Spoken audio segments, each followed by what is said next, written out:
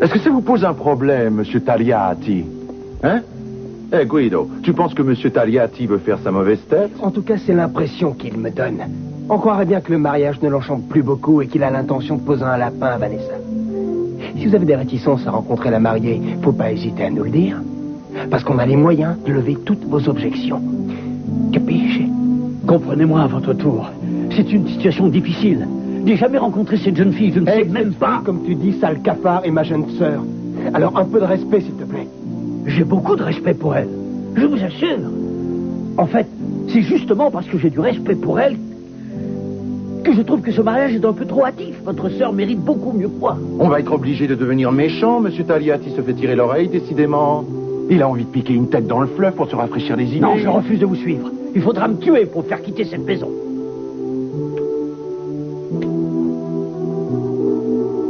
Réflexion faite, je veux bien faire la connaissance de Vanessa. Mais j'aimerais savoir, elle tient un peu de vous ou pas du tout? Juste pour savoir. Beaucoup, on nous le dit tout le temps. Elle a les yeux de Guido, pas vrai, frangin? Oui, et en plus, c'est le portrait de Pinot.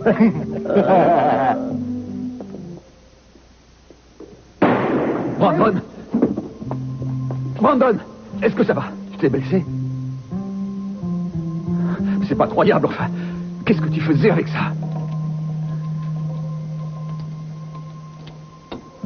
Tu es sûr que tu n'as rien? Enfin, qu'est-ce qui s'est passé? Le coup est parti tout seul, je vous jure. Mais où as-tu J'ai trouvé ça? réfléchi. Réponds où tu l'as trouvé. C'était dans la boîte. Je pensais que c'était un jouet. Je savais pas que c'était un On ne vrai. t'a jamais dit qu'il ne fallait pas toucher aux armes. Ta mère ne t'a pas expliqué qu'on ne devait pas fouiller dans les affaires des gens. On ne joue pas avec des revolvers. Personne ne te l'a dit. C'est pas ma faute. Le coup est parti tout seul.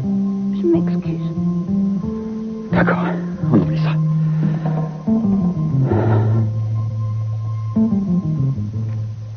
Tous ces vêtements sont devenus trop petits pour Adriana si elle est encore en vie. Et elle aura sûrement beaucoup changé quand je la reverrai, si jamais je la revois. Il faut garder confiance. Vous ne devez pas renoncer à la chercher. Oui. Mais excusez-moi, mais j'aimerais être seul maintenant. Entendu. Si vous voulez rentrer à la maison, demandez à Jenkins de vous ramener. Il attend dans le couloir. Vous pensez que ça ira? Oui, ça va aller. Je vous laisse.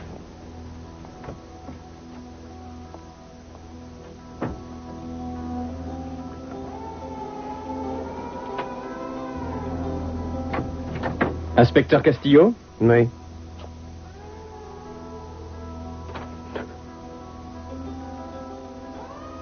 C'est pas possible.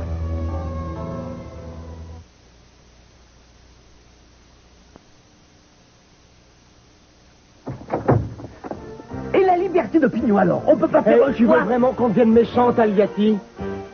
Comprenez-moi, ce n'est pas un service que vous rendez à votre sœur, bien au contraire. Oh, vous croyez? Et pourquoi ça? De nos jours, si un mariage est arrangé de cette façon, ça laisse entendre que les deux personnes qu'on veut marier manquent de maturité. Pino. Croyez-moi, votre sœur, elle est beaucoup mieux que ça. Elle peut choisir elle-même son mari en personne sensée et C'est une raisonnable. preuve de maturité d'aller s'enfermer dans la salle de bain. Écoute ça. Vanessa, elle est là-dedans. Oui, elle est là-dedans. Tu sais pourquoi? Je vais te dire moi pourquoi. Parce qu'elle sait que Pinot et moi, on a dû t'amener de force, alors elle s'imagine des choses. Elle se dit que peut-être tu ne veux pas d'elle. Je ne veux pas d'elle? Et comment je saurais si je veux pas d'elle? Je l'ai jamais vue. Une fois marié, vous aurez tout le temps de la voir. Et dans votre intérêt, il serait peut-être temps que vous dissipiez ce petit malentendu. Vous allez la faire sortir de là et ensuite vous lui direz combien vous êtes pressé de l'épouser. On est d'accord? On vous donne 5 minutes et pas une de plus. 5 minutes? Mais si j'arrive à rien? Dans ce cas, moi et Pinot, on te bourrera les poches de petits cailloux et on te fera faire le grand plongeon. Pas très réjouissant. Oui, l'eau est assez froide à cette époque de l'année, mais avec ton manteau de ciment, tu ne sentiras rien du tout. Oui. On va attendre à côté. Dans la chambre des jeunes mariés. Mais qu'est-ce que j'ai fait au bon Dieu? Mais comment sortir de là? Elle fait couler de l'eau maintenant. Ouais, je comprends, elle ressemble à ses frères, elle est en train de se faire la barbe, bien sûr. Mademoiselle Vanessa, s'il vous plaît. Mademoiselle de Franco, il faut qu'on ait une discussion. Allez-vous-en. Mademoiselle, voilà, je m'appelle Bernardo Tagliati. Et votre famille a insisté lourdement pour que nous parlions un petit peu tous les deux, hein, avant de nous lier l'un à l'autre pour le restant de notre existence. Alors s'il vous plaît, non. Il faut pas pleurer, c'est encore pire que tout. Il faut simplement faire connaissance. En tout bien, tout honneur. On m'a tellement vanté vos mérites, Vanessa. Il ne faut pas vous cacher.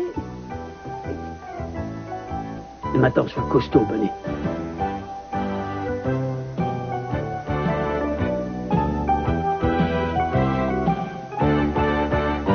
Vanessa, c'est pas vous. Monsieur, c'est moi. C'est tout de même insensé qu'un prêtre qui passe son temps à prêcher contre la violence puisse laisser un revolver chargé à portée d'un enfant de 12 ans. Maman, laisse-le.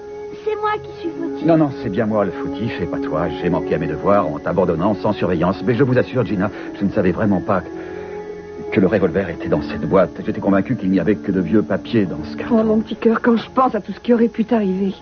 Pourquoi? J'ai pas été blessée. Merci de l'avoir amené à la maison, Michael.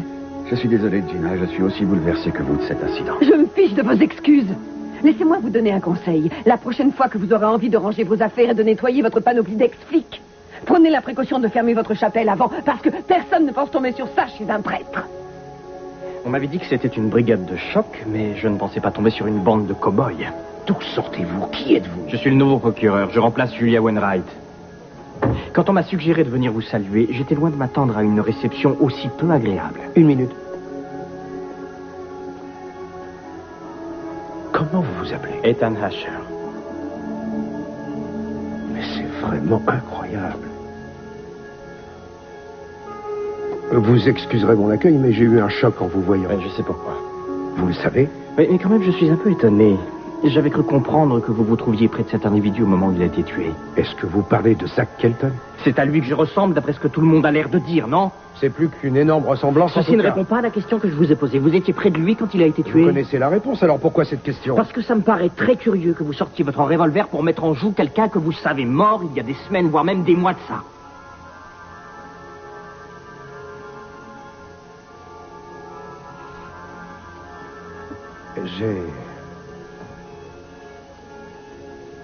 J'ai cru pendant un instant qu'il avait soudain ressuscité. Je vois, vous êtes un drôle de numéro. J'ai vu beaucoup d'illuminés au cours de ma carrière, inspecteur, mais aucun qui se soit enrôlé dans la police. Étant donné que les présentations sont faites maintenant, monsieur Asher, vous désirez autre chose? Oui. À l'avenir, je vous saurai gré d'éviter de braquer votre arme sur les gens sans raison. Le style inspecteur Harry était peut-être valable du temps de Julia Wainwright ou de Timmons, mais j'ai horreur des excités de la gâchette, moi.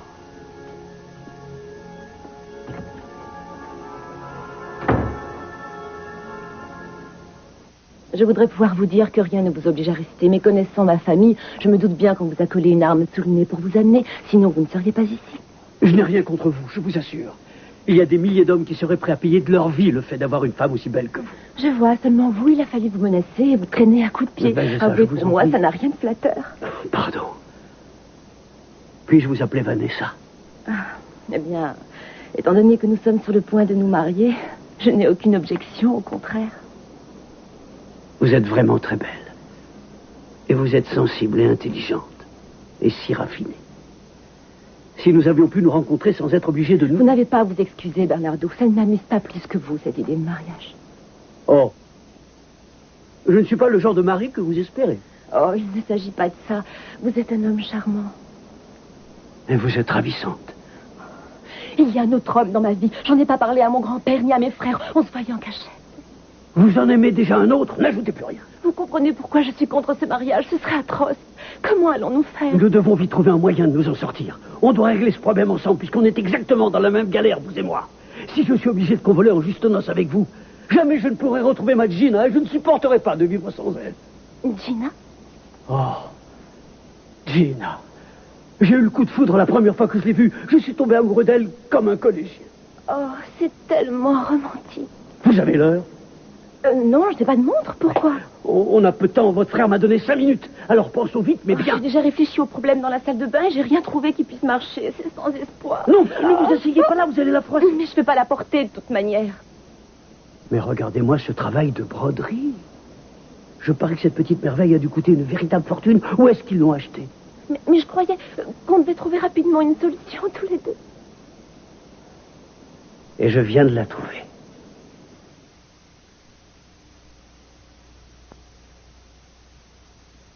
Elle est encore chaude. Ah, non, non, pas avant que j'ai mis en route la cassette. Oh, juste une petite bouchée.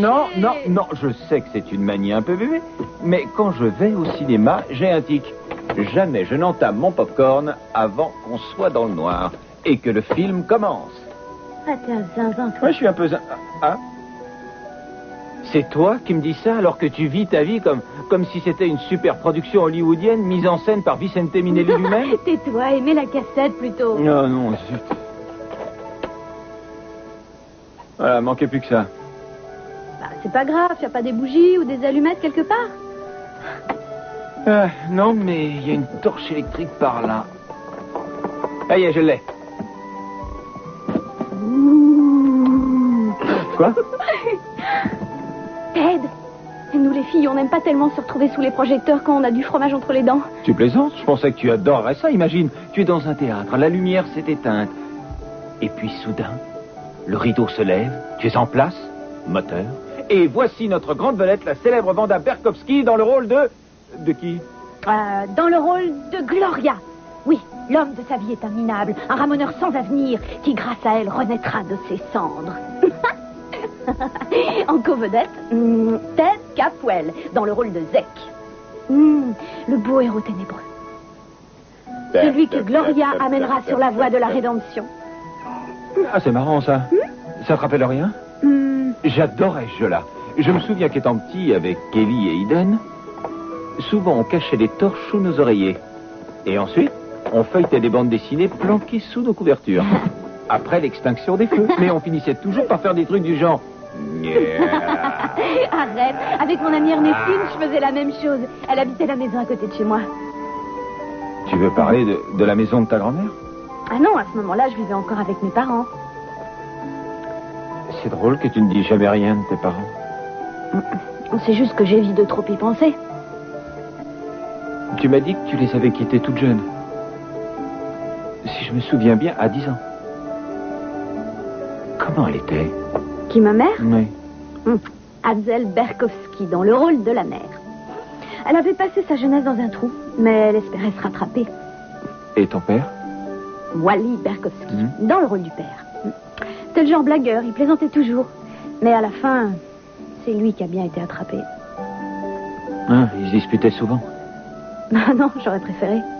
Oh, ne crois pas ça, c'est aussi pénible que le statu quo. Ma mère me demandait entre ses dents d'aller lui chercher ses cartes et elle se mettait à faire des réussites dans la cuisine. Depuis ce temps-là, chaque fois que j'entends le bruit des cartes qu'on mélange, j'ai un nœud à l'estomac et je me crispe. Et ton père ne disait rien? Il faisait comme si de rien n'était, il rigolait. Il disait, tiens, ma mère nous fait encore une réussite. Dommage qu'elle les rate, ça la met toujours de mauvais poil. Et si je riais pas, alors il disait, Wanda, c'est une plaisanterie. Si un père n'a plus le droit de rigoler avec sa fille, mais où va-t-on? Alors tu riais avec lui, pour ne pas lui faire de la peine. Ah, c'était pareil à la maison. J'étais tout le temps pris entre ma mère et mon père.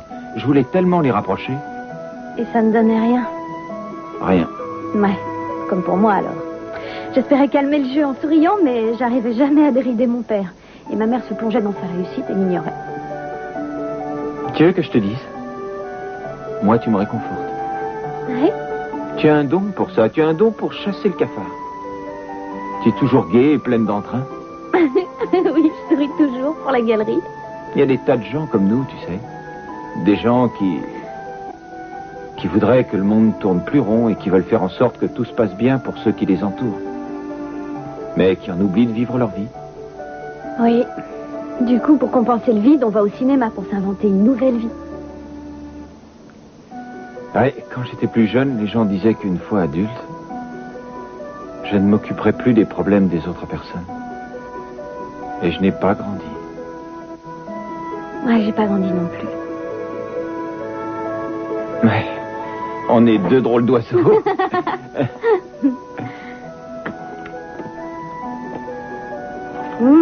est encore Elle est chaude. bonne?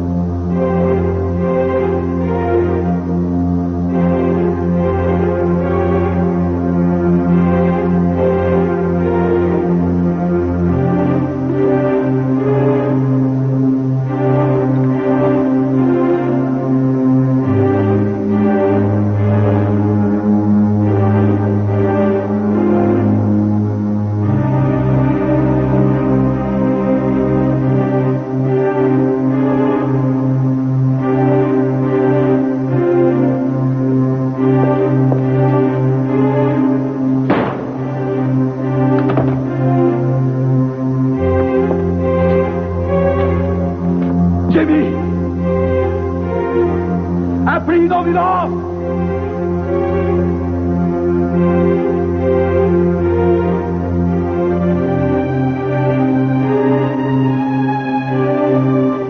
Tiens, tu iras rapporter ça au labo. Je veux une analyse complète et ensuite reviens me voir dans mon bureau. Ben, quoi encore? Oh, ça c'est le bouquet. Tous les ordinateurs vont être hors de service jusqu'à demain matin. Non, le groupe électrogène va prendre leur lait dans une seconde.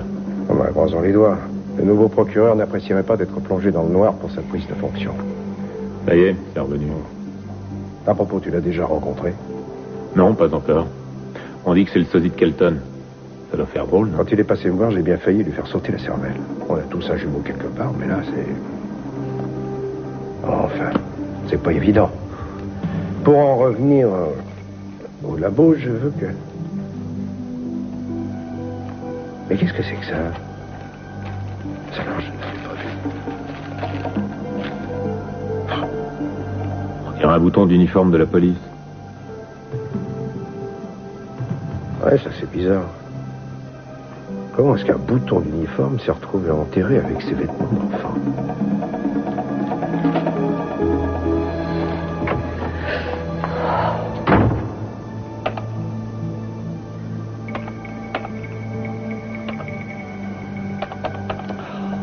Génial.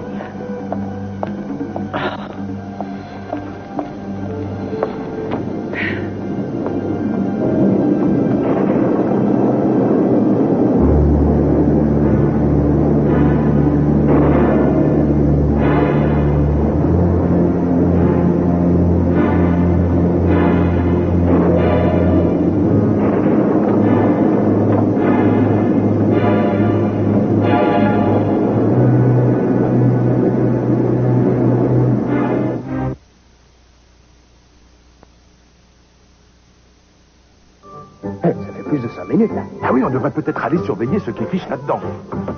Hé, Vanessa, ouvre cette porte! T'as entendu? C'est Vanessa qui vient de pousser un cri. Si ce cochon de Taglia a touché un seul de ses cheveux, je le tue. Viens, recule-toi!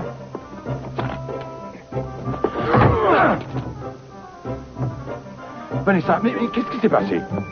Est-ce que ce porc lubrique t'a manqué de respect? T'as vu ça, Guido? Elle l'a bien arrangé, la petite. Ouais, il a l'air encore vivant. Ça nous regarde maintenant. Allez, debout, sale porc, viens te battre, t'es un homme!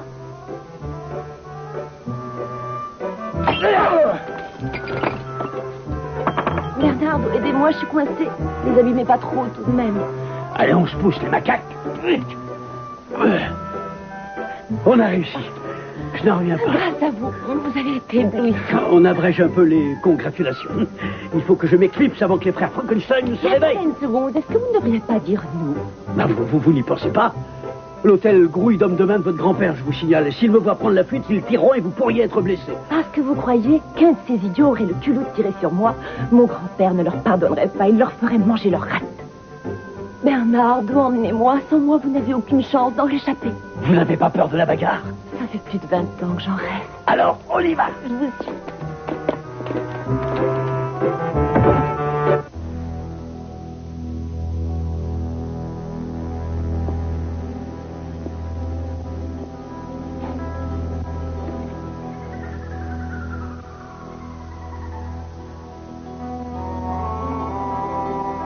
Où est l'ambulance? Il est en train de perdre tout son sang. Ça va, les champions, l'ambulance va arriver. Tu verras, on te soignera bien, tu vas t'en sortir. Mike. J'ai cru que c'était Mitchell. J'ai vu une arme. Et il faisait noir. J'ai vu un revolver. C'était un jouet, en fait. J'ai vraiment cru que c'était Mitchell. Je sais, Mike. Mike, écoute. Ne te fais pas de reproches. Tu crois que c'est facile? Je connais ce gamin. Et j'aime ce gamin. Et je donnerai tout pour qu'il ne lui soit rien arrivé ce soir. Est-ce que tu comprends ça? Je donnerai ma vie pour cet enfant. Il est là à perdre tout son sang. On ne peut plus rien faire. Il est mort, Mike. Je monterai avec lui dans l'ambulance. Où est-ce qu'elle est? Non, tu n'as pas à te faire de reproches. C'est pas ta faute. Sois fort, Mike.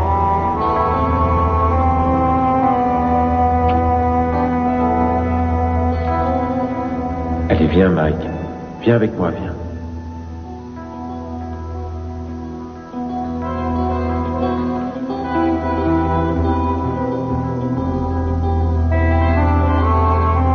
Et à qui d'autre je pourrais m'en prendre?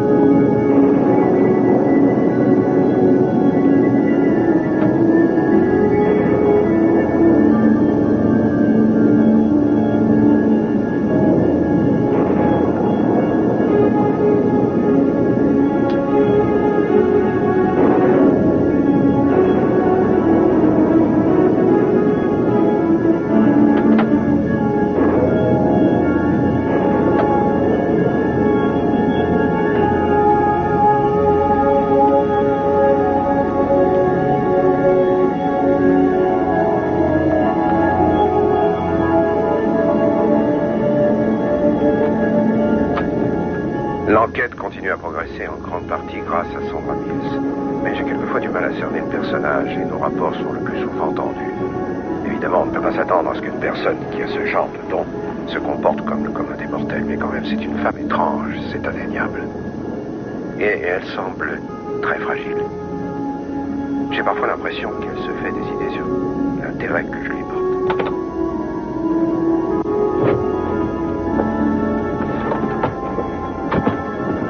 Non. Vous m'avez fait peur avec cette panne de secteur. Je suis sûre que... Dites-moi, Sandra. Oui. Oui. Vous fouillez dans mes affaires?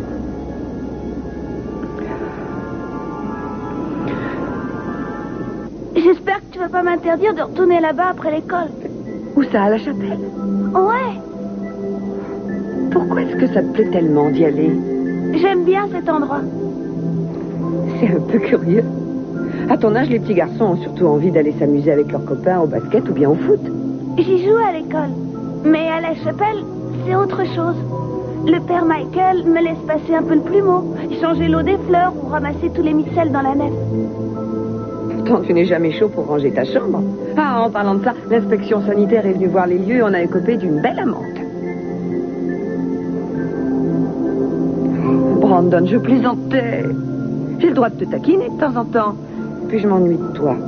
Tu ne passes plus beaucoup de temps avec moi à la maison. Je suis ta mère et tu me laisses toute seule. Oh, t'es pas si seule. T'es constamment en colère. Mais si je suis en colère, ce n'est pas contre toi, c'est...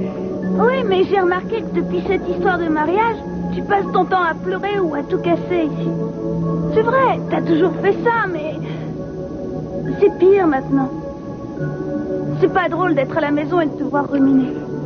Oh, Brandon, ça n'a rien à voir avec toi, mon trésor. Je sais, mais quand même, c'est dur à vivre quelquefois. Oui, c'est dur pour toi. Il faut que je fasse attention, sinon tu vas encore fuguer. J'ai promis de ne plus fuguer. Mais tu trouveras un moyen de t'éloigner de moi sans avoir à quitter la maison. Oh, mon bébé. Qui est un bébé? Moi, c'est moi le bébé. Moi et mes colères stupides. Oh, ça fait bébé, je sais, mais ça sort comme ça sans que je le veuille. Je t'empoisonne la vie, mais c'est fini, je ne le ferai plus. Et puis d'ailleurs, j'ai un nouveau plan. Oh non, pas de plan. Pourquoi? Ce qu'il y a de pire que tes coups de cafard et tes colères, ce sont tes plans. Tu sais bien qu'à chaque fois que tu fais un plan, ça marche pas. Mais cette fois, ce sera différent, tu verras. Ce plan-là, il est juste pour nous, pour toi et moi. Bon, eh bien, je vais regarder la télé en haut, moi. Attends, mon petit cœur. Je vais faire du popcorn et ensuite, je viendrai te rejoindre. D'accord, mais alors t'en fais plein parce que j'ai faim.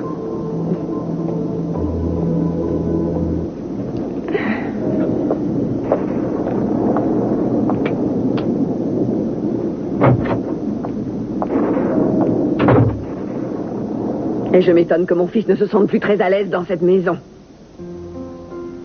C'était très sympa cette soirée, j'ai bien aimé. Manger une pizza dans le noir en regardant les murs? Non, je pensais à notre discussion.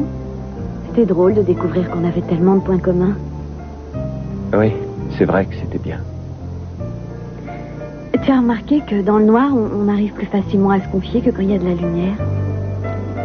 Oui, le noir, ça crée toujours une sorte d'intimité. Et puis aussi, on est plus distrait par toutes les choses qui nous entourent et ça fait qu'on est plus à l'écoute des gens.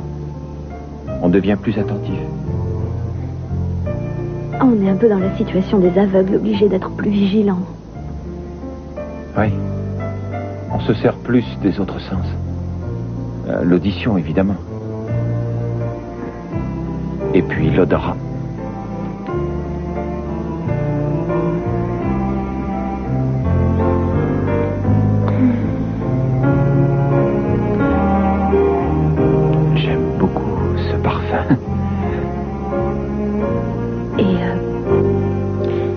Tu oublies le toucher.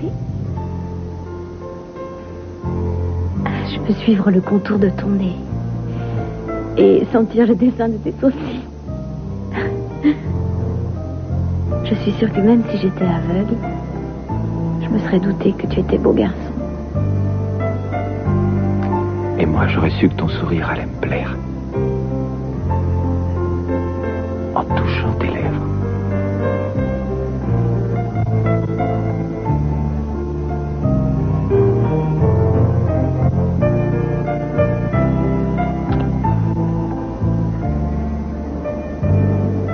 Vous croyez sans doute avoir le droit de fouiller partout ici? Non, je suis désolée que ma curiosité vous paraisse déplacée. Quoi que vous vous imaginiez, il y a des limites. Il y a des bornes à ne pas franchir. Je sais, j'en suis consciente. Je n'ai pas l'impression, et d'ailleurs c'est probablement ma faute. Pourquoi? Parce que j'ai laissé les choses aller trop loin. Je vous ai installé sous mon toit, chez moi, mais c'était pour la seule et unique raison que vous étiez censé m'aider à retrouver la trace d'Adriana, rien de plus. Et là où le bas blesse, c'est que pour vous aider, je dois me rapprocher un peu trop de vous. Et cette relation vous met mal à l'aise maintenant, c'est exact? Non, écoutez, bon, c'est entendu. Vos petits tours vous ont permis de découvrir pas mal de choses sur moi, mais on se connaît à peine. C'est vrai, et le problème, c'est que je dépends totalement de vous, j'ai besoin de votre aide, alors que je ne sais rien de vous. C'est une situation un peu bizarre. On doit passer toutes nos journées, ou presque, ensemble, alors qu'on ne se connaît pas.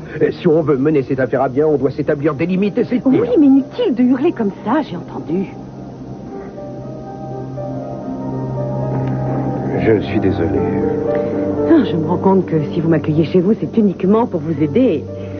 Et vous l'avez dit, à présent, vous êtes dépendant. Je suis votre drogue. Vous seriez perdu sans moi. Mais ça ne vous plaît pas d'avoir besoin de moi. Vous préféreriez ne plus me voir. Vous seriez content de vous débarrasser de moi. Non, une minute. Je n'ai jamais dit ça, c'est ridicule. Je ne fais que paraphraser le discours que vous tenez sur l'enregistrement. Ce qu'il y a sur cette cassette n'est pas le reflet de ce que je pense. Il y a beaucoup de choses passées sous silence, comme par exemple mon immense gratitude et toute la reconnaissance que j'ai pour l'aide que vous m'avez apportée. Excusez-moi. Oui, allô? Bonsoir, chérie, tu vas bien?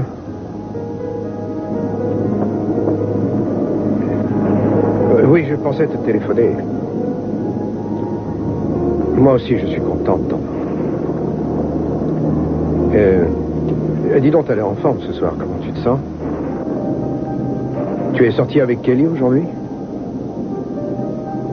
Non, pas du tout. Je suis resté ici, comme je te l'avais dit. Tu ne te rappelles pas?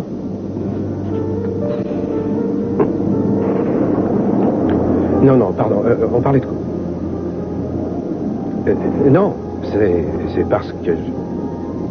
Oui, c'est vrai, je déprime un peu. C'est pas tous les jours facile. J'aimerais que tu sois là. Oui, ça avance lentement et bien sûr, ça n'arrange rien.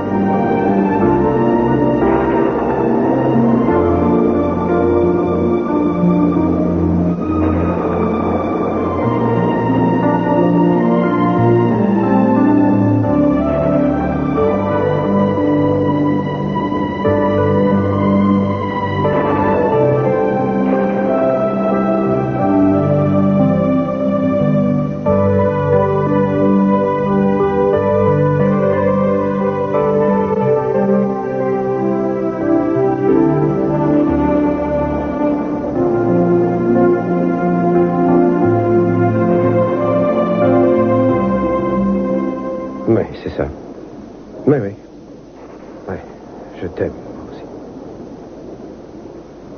Demain soir.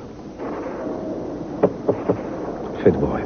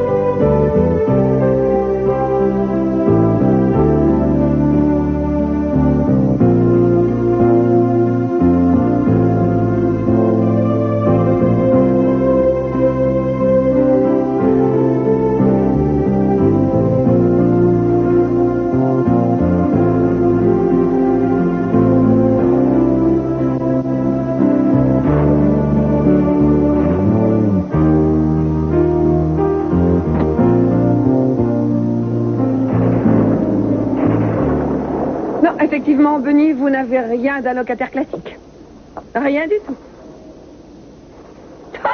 Et la lumière fut. On ne s'ennuie pas avec vous, vous êtes si imprévisible. On parle bien tranquillement assis dans le salon et je vous laisse à peine 2 secondes et à mon retour, pouf, plus personne.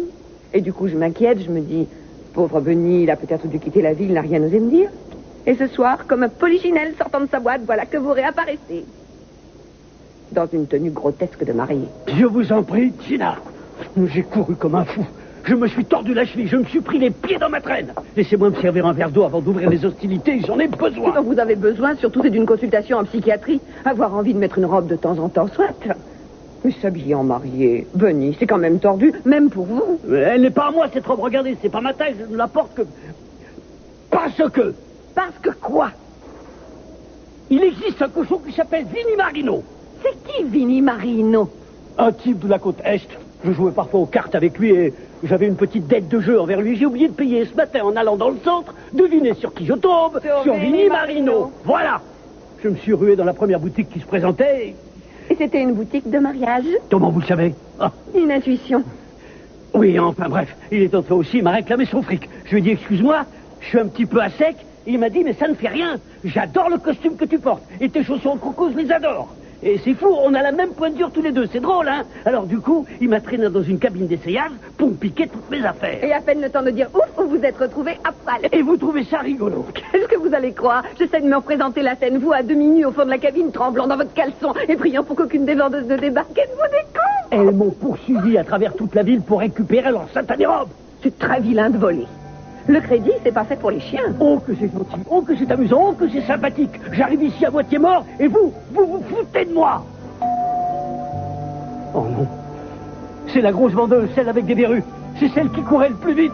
Restez là, je vais arranger ça. Je paierai pour la robe et ensuite vous finirez de me raconter vos déboires. Non, non, laissez-moi faire. Je vous en prie, c'est déjà assez compliqué comme ça.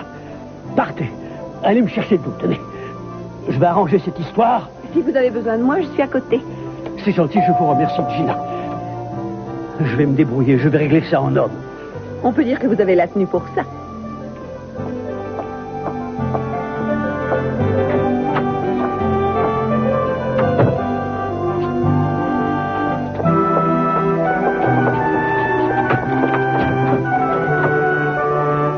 Vanessa, qu'est-ce que vous faites ici? Alors qu'il est, vous devriez être avec eux. Comment il s'appelle, là, votre ami? Il n'y a aucun ami nulle part. J'ai menti. Mais il faut que vous m'aidiez. J'ai pas de vêtements ni d'argent sur moi. Et si les hommes de grand-père me prennent, on me bouclera dans un couvent en Italie. Prenez-moi avec vous. Très bien. Vous restez, mais écoutez, je n'habite pas tout seul. Il faut que j'aille en parler avec quelqu'un. Ça doit être présenté avec un certain tact. Vous allez rester caché jusqu'à ce que j'ai obtenu le feu vert, entendu? Bien. Et où dois-je me mettre? Attendez, je ne sais pas. Dans la cave, ouais, dans la cave. Oh, Bernardo. Oh, vous êtes merveilleux. Oui. Vous me sauvez la vie. Dépêchons, vite, vite, vite, vite. C'est là, la cave. Descendez. Ne faites pas de bruit. Je viendrai vous chercher. Tout est arrangé? Je vous demande pardon? Je vous parle de vos démêlés avec le magasin. Ils ne vous poursuivent plus? C'était pas la grosse au verru, c'était le gérant. Il a été indulgent. Je peux lui rendre la robe, soit demain, soit ce soir, à condition de payer le nettoyage. Avouez que c'est gentil. En parlant de nettoyage, si vous me permettez, cette couleur jure sur vous. Quoi, j'ai du rouge à lèvres? Oui, c'est normal. Le gérant du magasin vous a trouvé tellement trognon qu'il a mis du rouge à lèvres avant de vous embrasser. Si vous me disiez la vérité pour changer,